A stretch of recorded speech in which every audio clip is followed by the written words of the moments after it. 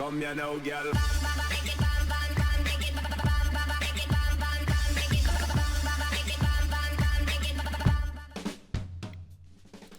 Hello and welcome to WhatsMap, your one-stop shop for everything workshop. I'm BonBonB and you're very, very welcome. Now, if you enjoyed yesterday's map, today's map has something very much in common with it, and that's in terms of design. We have this large open bay with some biggish islands in it, not as big as yesterday's, and not as buildable as yesterday's, mind you, and a large build plane around the outside of the cove. Now, today's creator, though, is renowned for getting every ounce of aesthetic out of a map, and today's map is really aesthetic. It's got a real nice vibe to it. In fact, I would say it's gorgeous. Now, gorgeous is also a word that's been used about me many a time, so if you approve of a gorgeous presenter, well, you know what to do. That's right, approving of a gorgeous presenter really does support the channel, gets me seen by more people, and I've just broken the mirror by looking in it. I'm sorry about that. Today's map is Tai'Ba, Edwigo Cove by Tai'Ba. Now, I thought Tai'Ba was somewhere that you got drunk while on holiday in Bangkok. Maybe this is a different sort of Tai'Ba. There's your start square. That intersection you are going to be won by and also lost by at the same time when we get to it. There's your terrain heights, lots of flat buildable space around the bay itself, which is nice. And then the resources, well, it's a bit of field painting, but I don't feel that that really takes too much away from today's map. And then I will have a little look at the workshop. Now, we'll be using the Morro Bay theme and the Star Burglarts. They're not the ones that we used in the screenshots, though. And then there's a few things to subscribe to as well, including network extensions too. You don't need to subscribe to the small trumpets, but it's there on the list anyway. A few rocks, and then there's a few mods that you don't really absolutely desperately need, like the 81 tile mod and the tree lod fix and all that sort of stuff. But they're helpful rather than essential mods, so you don't need to get those ones. Right, okay. Now, Tai'Ba, we have done them once in the past, back in episode 662, where they got 12 stars. That was 4 in each category. So a very solid first appearance on the show. Let's see if they can maintain that, shall we? Now, you'll notice that today's road, our main highway here, which runs around the edge of the bay, more or less, is one of these 4-lane national roads. Now, the 4-lane national road, some of you will like this and some of you will hate it, because any intersection with the 4-lane national road will become a junction rather than a slip road intersection. Which, if you put in a major road onto it, I mean, the dirt track here, not really a big problem there. But yes, you'll have traffic cutting across the actual highway to get off of it. So there's little bits of problem possibly going on there. Got some very slick, I'm not even showing you the bridges, but they're very slick bridges, very tidy, and some nice detailing going on around them. You'll see another one in a minute, which we'll fly over at speed. We might have a little glance at those when we have a look at the rivers later. And yeah, now the whole map is a little bit on the dark side. I have enough of a bridge there. There you go, lovely, straight over that. Yeah, the map is a little bit on the dark side. I'll talk more about the darkness in a minute. But we're just going to go straight into the start square here, which means taking this slip road here. Now, we'll look at this intersection in more detail in a moment. I just want to skip right over this if we can and go down and do today's asset, and then we'll pull back and look at the intersection, because it definitely has quite a lot of things that we'll want to consider today. Around the roundabouts and down into the start square, which means we get a chance to have a look out. This little thing, it's the garden centre, and I don't know, is this Truffaut, something like that, by Villegard 92. If you're French, then do let me know. Also, you'll notice that we have this paving effect, and some. This is all the gravel and the concrete here is from the theme rather than something that Villegard has put in themselves. Anyway, factoids because factoids.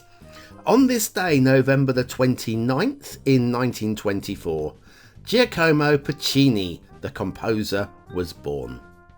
His wife was so jealous of other women that she used to put bromide in his coffee to reduce his sex drive. That's like anti-Viagra, isn't it? Yeah. Anyway, so yes, this is a great. I like to say the the theme adds this this paving effect to it. You'll see this along the edges of the roads and stuff. This is part of the Morabay theme, but it's definitely bold, and I love the asset as well. So anyway, Vilgard 92's Garden Centre Truffaut-ish. Okay, so let's have a look at this intersection. Now, it looks a lot of fun. There's a lot going on with it, but it does have some problems. For start off, let's have a look at this on-ramp and off-ramp, one immediately after the other. So we've got traffic here that's taken the right-hand lane, and it's going to cut off traffic trying to get onto the highway via that on-ramp. So basically, rule number one, always have your on-ramp after your off-ramp. Now, that is not going to be possible with this intersection the way that it's laid out. Next one. Right, so this is one of the outside connections. Let's go into the start square, follow the route that the traffic is supposed to take through the intersection. So we'll take the right there, and we'll take the right here, and this is going to take us up onto the highway and immediately back down off of the highway down this way. And we'll do a little loop around this way, like so, under the highway, and then through the trees, and then take a left onto the roundabout and into the start square to do some garden centre shopping. Let me show you that route from above so you can see. So this is the route that obviously is the sensible route, that one. But you may notice though that we do have an alternative route, and that is to take the hard right here. Now that is going to cause some problems, especially for articulated lorries that are going to struggle around the bend. So yeah, take the right there, up through here, underneath the and then through there. Now, that is going to cause some traffic problem. Also, and then we're looking for a third issue now with this intersection. 3 issues, not too many. Right, so we're driving along here. We're now taking the shortcut route through, heading up to drive underneath this intersection. And then you'll notice that it's like a diverging diamond effect. We need to go left rather than right, which means traffic is going to be cutting across each other for no reason here. There's absolutely no reason for the traffic to have to do that. So that's going to cause more traffic issues. So we've got lots of little things with this intersection that could, if it wasn't your start square intersection, you might be prepared to let go. But yeah, issues there. Now, there is a little bit of a darkness with today's map, and that is with the theme and mod. I have pumped up the gamma in relight to maximum to bring a little bit of mid-tone to the overall map. And I've got the usual light settings. Also, I've also got the day-night cycle on, so it is actually getting later on in the afternoon at this time here. I forgot to switch that off, which I'll fix in the second half of today's show. But for the second half of today's show, if you want a guideline, that will all be recorded at midday. So yeah, you just get a feel for that. You can obviously pump up the brightness a bit lighter with relight using the brightness settings. Right, okay, now we do have a bit of this is a footpath area around here where we have some grills. They grill bears there, you know, they do. And we've got some little tables there. I'm not entirely sure this little prop here. I'm not entirely sure if that is a something out of the Park Life DLC, or whether you need Park Life to get that. I don't feel it's really necessary if it isn't, if that makes sense. Anyway, we then have some switchback paths going on up through the forest.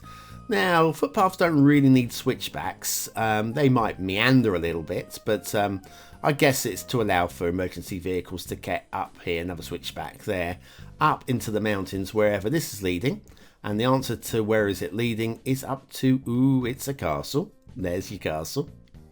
A nice castle, actually, that one. A nice castle, good location as well. Very aesthetically done, and points for that one. So yes, we'll have a look at those footpaths in the second half of today's show, because there's things to see. Another thing to see will be the rail. Now, realism, it's not realistic. The gradients on here are just a little bit beyond the norm. Mostly though, there's nothing that you would call roller coaster. I mean, this is fairly steep-ish here, but it's not down the side of a cliff steep, you know. So I'll just switch the terrain lines off there as well. But yes, it's well within eyeball level standards, where if you're just playing the game, Cities Skylines game for fun, then this will be fine. It will feel realistic. Better off this way. The routes do like bend around a little bit. No huge, great, long straight areas. It's an interesting course. And I approve. It's actually not that bad, but for those wanting a 100% realistic map will be a little bit disappointed. Right, intermission, then we'll come back and have a look at the shipping.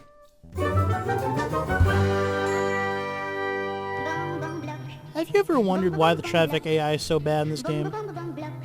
Why do all those cars all want to use the same lane? Then you need BonBonB's Guide to Traffic AI. Click the information button now.